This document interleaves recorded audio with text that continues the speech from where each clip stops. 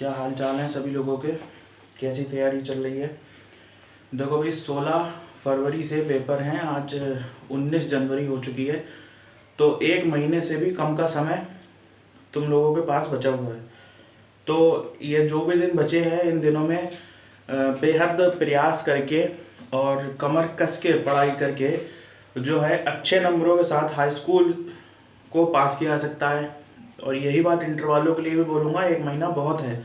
अगर थोड़ी बहुत भी पढ़ाई करी है और अगर आप सही गाइडेंस में पढ़ाई कर लो तब भी एक महीना सफिशिएंट बचे हैं, अपने दिन सफिशिएंट हैं। मैथ्स के लिए अभी भी एक महीने से ज़्यादा का समय बचा हुआ है, क्योंकि 21 या 23 फरवरी को है मैथ का पेपर हाई स्कूल वालों का। तो आज हमारी बीजगणित की द्विघात समीकरण का दूसरा क्लास होने जा रहा है। पहले क्लास में हमने बेसिक जो रूल है उनको कवर किया था और 7 क्वेश्चन करा चुका हूँ। 8वां क्वेश्चन, आज 8वें क्वेश्चन से शुरुआत करने जा रहा हूँ, ठीक है। तो शुरू करते हैं। पहला क्वेश्चन है, बिना हल किए निम्नलिखित समीकरण को हल करो तथा मूलों के लक्षण बताओ। देखो यहाँ पे सीधे सीधे दे दिया है बिना हल करे। हल किससे होता है? हल होता है गुणनखंड विधि वाले। तो हल हमें नहीं करना है और इसको गुणनखंड से हल करना काफी मुश्किल बैठेगा। हो भी सकता है ये हल हो गुणनखंड विधि से, और ये भी हो सकता है ये इक्वेशन हल ना हो। ये तो तभी पता लगेगा जब हम इसको हल करेंगे, लेकिन हमको करना ही नहीं है, हमको बिना हल करे सॉल्व करना है। मतलब ये सीधा सीधा कह रहे हैं कि श्रीधराचार्य वाले पूरी तरीके से नहीं, आधी तरीके से। कैसे? देखो सॉल्यूशन, द्विघात समीकरण की व्यापक एक समीकरण है, तो लिख दो दी समीकरण की व्यापक समीकरण ax² plus bx plus c बराबर 0 से तुलना करने पर, ठीक है। a बराबर निकला √3, ठीक है। b बराबर निकला -5 और c बराबर निकला 4/√3, ठीक भाई। इसका हल याद करना है और मूलों के जो है वो लक्षण बताने हैं। तो हमको ये नहीं पता है स्क्वायर -4ac ग्रेटर देन 0 है, लेस देन 0 है या फिर इक्वल टू में 0 है। तो हम क्या लेते हुए चलेंगे? हम यहाँ लेते हुए चलेंगे d = b² - 4ac।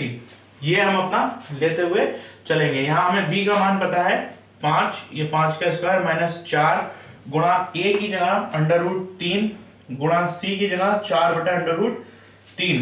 तो ये हो गया 5 का स्क्वायर -5 का स्क्वायर मतलब 25, माइनस ये √3 से ये √3 कट गया, बचा 4 गुणा 4, तो ये 16 हो गया, जो कि 9 के बराबर हो गया। इसलिए d = 9 आ गया। जब d = 9 आ गया, इसका मतलब ये हो गया b² - 4ac जो है वो ग्रेटर देन है 0 से, है ना। जब b² - 4ac ग्रेटर देन है 0 से, तो इसका मूल क्या होगा? लिख दोगे। इसलिए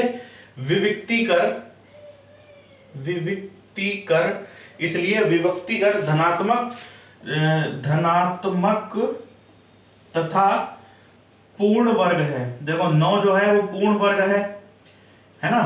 तो ये बात हमारी हो गई कि विभक्ति कर जो d की वैल्यू आई है वो पूरी तरीके से धनात्मक भी है और एक पूर्ण वर्ग है, क्योंकि 9 जो है वो 3 का वर्ग होता है, ठीक है। इसलिए ये जो 9 है ये पूर्ण वर्ग संख्या है। पहला क्वेश्चन ये हो गया, इसमें कोई दिक्कत नहीं होना चाहिए, सीधे सीधे बिना हल किए ज्ञात करना है। दूसरा भी बिना हल किए ज्ञात करना है।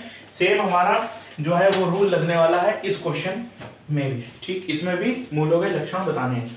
मैं इसीलिए एक ही तरीके के सवाल एक साथ लेके आया हूं, चाहे ये अति लघु में आए चाहे लघु में आए, दीर्घ नहीं है, अति लघु और लघु के मतलब के क्वेश्चन है ये। तो ये सेम टू सेम इसी तरीके से है। तो इसमें भी यही लिखोगे, दी गई समीकरण की व्यापक समीकरण, इससे तुलना करने पर तो a बराबर आ जाएगा 1, क्योंकि केवल x² ही दिया हुआ है, कोई नंबर नहीं दिया हुआ है, ठीक। b इज इक्वल टू आ जाएगा माइनस का 6 और c इज इक्वल टू आ जाएगा 10। ठीक है, d इज इक्वल टू लिखोगे अब d is equal to b square minus 4ac। ये जो इक्वेशन लिखोगे, ये जो लिखोगे पैटर्न एक अपना, ये हमेशा स्मॉल लेटर्स में ही लिखना है, कैपिटल में नहीं लिखना है। ठीक है, ऐसे लिख के मत आना बी स्क्वायर माइनस 4 इंटू ए इंटू सी, ये गलत माना जाएगा। ये ही इसी रूप में लिखना है। b का मतलब माइनस का 6 का स्क्वायर माइनस 4 गुणा 1 गुणा 10, तो ये हो गया 36 माइनस 40। अब देखो 6 का स्क्वायर मतलब सभी को याद होगा 36 होता है, अब माइनस इंटू माइनस है तो वो प्लस में ही आती है वैल्यू। माइनस की संख्या का वर्ग करने पर जो उसका आता है वर्ग वो प्लस में ही आता है। ठीक है, तो अब जब 40 बड़ा है और 36 छोटा है और 36 है प्लस का, 40 है माइनस का, तो जो भी बचेगा वो माइनस का 4 बचेगा, जो भी बचा वो माइनस की वैल्यू क्या आ गई, डी की वैल्यू आ गई -4। तो माइनस की जब आ रही है तो मैंने कल क्या बताया था, कल के एक क्वेश्चन में मैंने ये बताया था कि जब भी माइनस की बात करी जाए या फिर 0 से छोटा होगा, अब जब माइनस की बात हो रही है तो ये 0 से तो छोटा है ना, इससे बड़ा है, जीरो जो है वो इससे बड़ा है, मतलब d की वैल्यू जो है, d की वैल्यू लेस देन 0 है, ये है। तो जब ये है तो इसलिए मूल वास्तविक नहीं है, ये आंसर हो गया। ठीक है, ना ही ये लिख के दिखाना है और ना ही ये लिख के दिखाना है, सिर्फ इतना ही लिखना है। इसका स्क्रीनशॉट फटाफट ले लो। हाँ भाई, तो क्वेश्चन 10वां है, px square minus 2 under root 5 plus 15 is equal to 0 के दो मूल समान हैं तो p की वैल्यू ज्ञात करो। देखो दो मूल हैं समान हैं, ठीक है, तो जब दो मूल समान हैं इसका मतलब क्या है, इसका मतलब ये है कि हम v स्क्वायर माइनस 4ac को d ना ले करके क्या लेंगे, जब समान की बात हो रही है तो हम इसको 0 ले लेंगे। ठीक है, तो वही लिखोगे, दी गई समीकरण की व्यापक समीकरण से तुलना करने पर a is equal to p, v is equal to minus 2 under root 5 और c इज इक्वल टू 15, चूंकि b स्क्वायर माइनस 4ac बराबर 0, यहाँ लिख दोगे प्रश्नानुसार। ठीक है, प्रश्नानुसार, तो v की वैल्यू है माइनस का 2 अंडर रूट 5 का होल स्क्वायर माइनस 4 गुणा p गुणा 15 बराबर 0। अब इसका स्क्वायर कैसे करेंगे, देखो यहाँ पे समझो, 2 अंडर रूट 5 का स्क्वायर, यहाँ पे दो, ये मान लो कि ये दो लोग हैं, ठीक है, एक सदस्य है 2 और एक सदस्य है अंडर रूट 5। तो जब हमें इनमें पैसे बांटने हैं तो हम बराबर बराबर पैसे इनमें बांटेंगे। जब ये दो लोग हैं तो पहले हमने स्क्वायर बांटना है, पहले हमने 2 को स्क्वायर बांटा, फिर हमने अंडर रूट 5 को स्क्वायर बांटा। ठीक, इन दोनों के बीच में गुणा का निशान लगा दिया, 2 का स्क्वायर हो गया 4 और अंडर रूट 5 का स्क्वायर हो गया 5, तो 2 अंडर रूट 5 के स्क्वायर की वैल्यू 4 पंजे 20, तो इसकी वैल्यू 20 आ गई। इसका मतलब यहाँ पे 20 माइनस का 15 चौके 60, p बराबर 0। अब 20 इधर रखा, ये उधर चला गया तो ये प्लस का हो गया।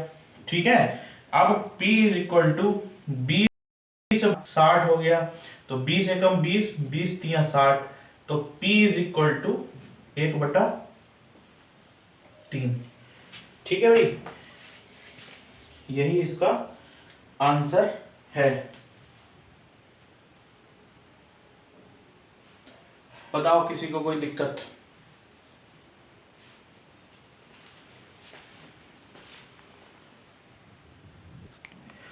अगला क्वेश्चन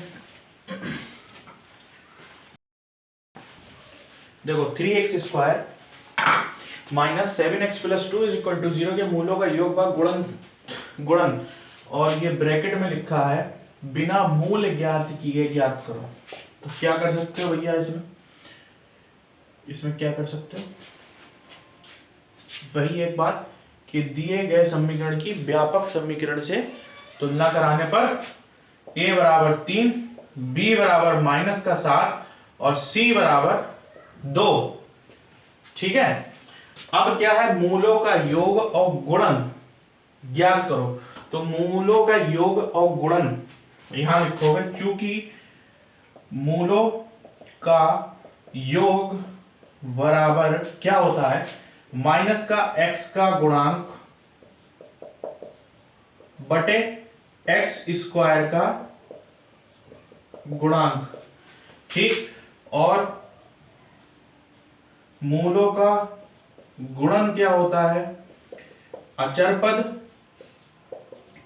बटे एक्स स्क्वायर का गुणांक। कल ये बात बताई थी। तो मूलों का योग x का गुणांक ये वाला हुआ, मतलब b। इसी को हम लिख सकते हैं माइनस का b अपॉन a। तो b की वैल्यू है माइनस तो रहेगा, और है b -7 बटा a है 3। तो ये माइनस और माइनस मिलके कितना हो गया, +7 बटा 3। और मूलों का गुणन अचर पद, मतलब ये इसको हम ये लिख सकते हैं c बटा a। c की वैल्यू है 2 और a की वैल्यू है 3, तो ये 2 बटा 3 हो गई। तो ठीक है, मूलों का योग व गुणनफल, हमने ये दोनों चीजें ज्ञात कर ली। यही इसका उत्तर है। एक उत्तर ये हो गया, एक उत्तर आंसर ये हो गया। ठीक है, इसका भी स्क्रीनशॉट ले लो जल्दी से। हाँ भाई, तो 12वां क्वेश्चन और 13वां क्वेश्चन हम देखते हैं। इसमें दिया द्विघात समीकरण ज्ञात करो जिसके मूल ये दे रखे हैं 3/1/3। हमें मूल दे रखे हैं, तो हम लिखेंगे मूलों का योग बराबर 1 + 3 + 1/3। तो इसके नीचे हम 1 मान लें, यहाँ हम लासापा ले लें, 3 आ जाएगा। इस 3 की हमने 3 से गुणा कराई 9, प्लस इस 1 की इस 1 से गुणा, तो हम कह सकते हैं 10/3 आ गया मूलों का योग। अब मूलों का गुणन बराबर 3 × 1/3, 3 से 3 कट गया, 1 आ गया। ये 10/3 आया, ये 1 आया। अब समीकरण ज्ञात करनी है। ठीक है, समीकरण ज्ञात करने के लिए समीकरण ज्ञात करने के लिए x² माइनस मूलों का योग ब्रैकेट के बाहर x प्लस मूलों का गुणन। ठीक है, अब ये x² ऐसे ही रहा, मूलों का योग का मतलब हो गया 10/3x प्लस मूलों का गुणन हो गया 1 बराबर में 0। तो x² माइनस का 10/3 प्लस x प्लस 1 बराबर 0। ठीक है, अब यहां पे क्या हो जाएगा कि ये x² माइनस 10/3x है। तो यहाँ पे हम 3 का एलसीएम यदि ले लेते हैं, तो यहाँ पे 3x² माइनस का 10x प्लस का 3 बराबर 0 हो जाएगा। और ये 3 इधर चला जाएगा, तो ये 0 में मिल जाएगा। 3 की गुणा 0 से करा देंगे तो ये 0 हो जाएगा। इसलिए हमारी समीकरण हो जाएगी 3x² माइनस का 10x प्लस का 3 बराबर 0। ये हमारा आंसर हो गया फाइनल।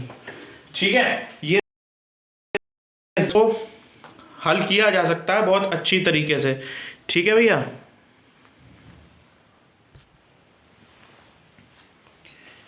अगले क्वेश्चन को देखा जाए तो 3x² माइनस का qx प्लस का r इज इक्वल टू 0 के मूल अल्फा 1/अल्फा प्लस 1/बीटा का मान ज्ञात करो। तो देखो, हम डायरेक्ट कैसे भी करके 1/अल्फा प्लस 1/बीटा का मान नहीं निकाल सकते। ये लिखा हुआ है 1/अल्फा प्लस 1/बीटा, कोई भी हल नहीं है। ठीक है, इसको बोलते हैं अल्फा, और ये होता है बीटा। यार में कहोगे इसके बारे में। तो अल्फा और बीटा, ठीक, ये नोट कर लो, फिर मिटा दूं उसको मैं।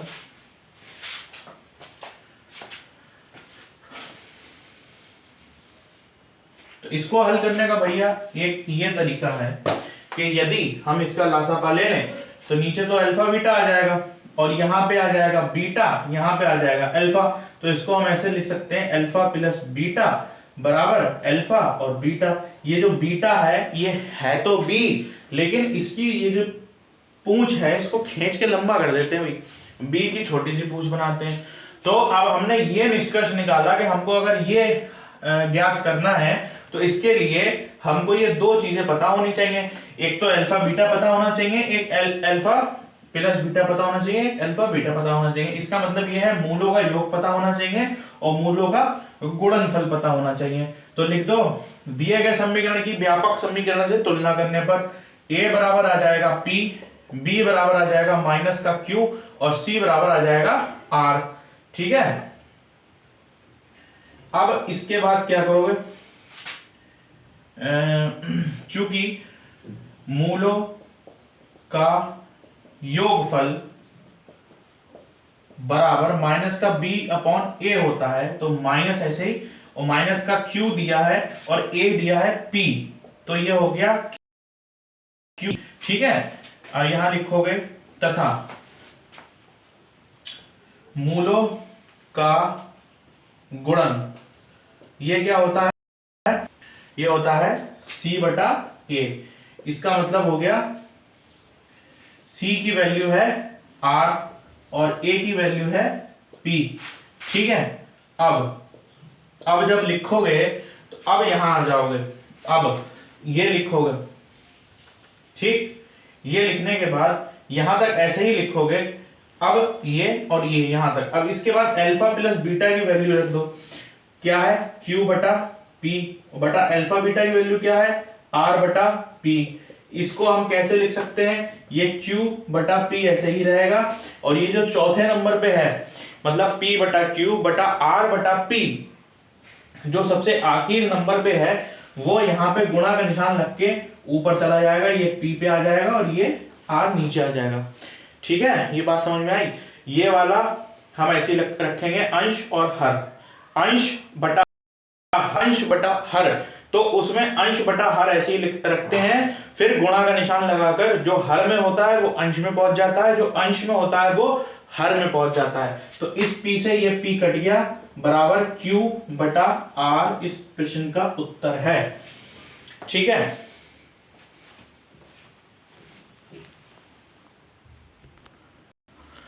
देखो 14वां और 15वां क्वेश्चन, गुणनखंड विघात समीकरण के मूल याद करो। ये समीकरण दे रखी है भैया, ठीक है, समीकरण दे रखी है 100x square minus 20x plus 1 बराबर 0। इसको गुणनखंड विधि से याद करना है, सीख लो गुणनखंड विधि क्या होती है बताइए। आखिर का नंबर जो होता है उसकी गुणा इस पहले वाले नंबर से कराई जाती है। 1 की गुणा हमने 100 से कराई तो ये 100 आ गया। अब हमको 100 के ऐसे टुकड़े करने हैं जिसको जोड़ने पर 20 आ जाए और गुणा करने पर 100 आ जाए। तो 10 गुणा 10, 10 धाम 100 और 10 और 10 20 हो गया।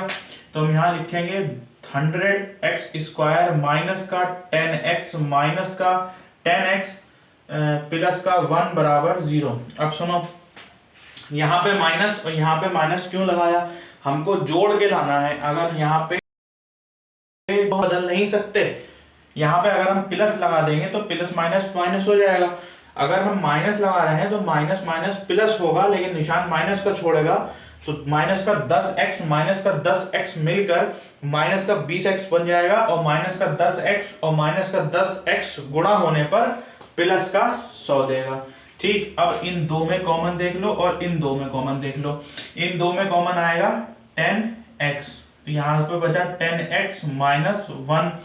अब यहाँ पे हम माइनस का 1 कॉमन ले रहे हैं क्योंकि यहाँ पे 10x प्लस 1 है, और हमको चाहिए दूसरे ब्रैकेट में क्या 10x माइनस 1, जो इस ब्रैकेट में होगा वही इस ब्रैकेट में चाहिए। तो हमने माइनस का 1 कॉमन ले लिया। जब माइनस का 1 हमने कॉमन ले लिया तो ये प्लस वाला 10x माइनस वाला 10x प्लस का हो गया, और ये प्लस का जो 1 था ये माइनस का 1 हो गया और इज इक्वल टू में 0 हो गया। अब ये 10x माइनस 1 ही ये दो मिलके बन गया और ये 10x माइनस 1 ही यहाँ पे बन गया। अब एक एक को एक एक बार में 0 के बराबर रख देंगे, ठीक है। जब ये इसको रखोगे तो 10x बराबर 1, तो x की वैल्यू 1/10, ऐसे ही इसकी भी x की वैल्यू 1/10। तो इसके जो मूल होंगे यहां लिखोगे, इसलिए मूल बराबर 1/10, 1/10। इसमें हम कुछ नहीं कर सकते, दोनों की वैल्यू सेम आई है, इसलिए हम ऐसे ही करेंगे, ठीक है। अब कुछ लोग सोचोगे कि इसका हमने स्क्वायर क्यों नहीं करा, कि 10x माइनस 1 का हम स्क्वायर करके और 0 रख देते, गुणा क्यों हुआ, मतलब a भी है, ये a गुणा a स्क्वायर बन जाता है ना, तो ये दोनों ब्रैकेट एक से हैं, तो हमने स्क्वायर क्यों नहीं करा, ऐसा कुछ लोग सोच सकते हैं। तो फिर उसमें क्या रहता कि ये स्क्वायर इधर चला जाता तो वो 0 हो जाता, तो हमारा एक ये कैंसिल हो जाता, तो हमें 10x माइनस 1 बराबर 0 ही मिलता। तो मूल तो 2 होंगे ना, एक मूल थोड़ी होगा, मूल ज्ञात करो, मूल तो 2 होंगे। तो अगर हम स्क्वायर करके स्क्वायर उधर भेज देते हैं तो हमारा आंसर नहीं आएगा, मूल एक ही आएगा, ठीक है। इसलिए हम इसको फॉलो करेंगे, इसको फॉलो नहीं करेंगे। और जैसा मैं जिस क्वेश्चन में बता रहा हूं वो याद रखना है, ठीक है भाई। अब ये आज की क्लास का आखिरी क्वेश्चन है। यदि 2x square minus 8x plus c is equal to 0 के मूल समान हो तो c का मान ज्ञात करो। मूल समान है, आंख बंद करके b स्क्वायर माइनस 4ac बराबर 0 रख दो, यहां लिख दो।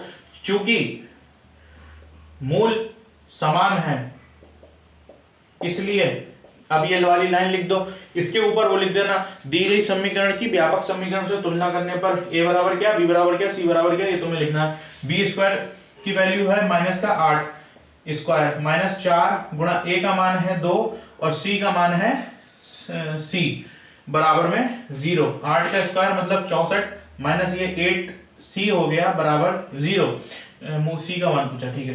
तो 64 बराबर ये 8c हो गया, c को हम इधर ले आए उठा के, तो ये 64/8 हो गया, 8 एवं 8 8 64, c बराबर 8, c is equal to 8 will be the उत्तर ऑफ दिस क्वेश्चन, ठीक है।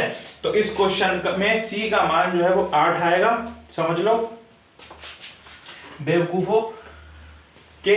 इसमें मूल समान दिया है तो b square minus 4ac is equal to 0 रखना है, तो रखना है, ठीक है। इसके पहले तुमको लिखना है कि दी गई समीकरण की व्यापक द्विघात की व्यापक समीकरण ax square plus bx plus c is equal to 0 से तुलना करने पर a बराबर ये, b बराबर ये, c बराबर ये।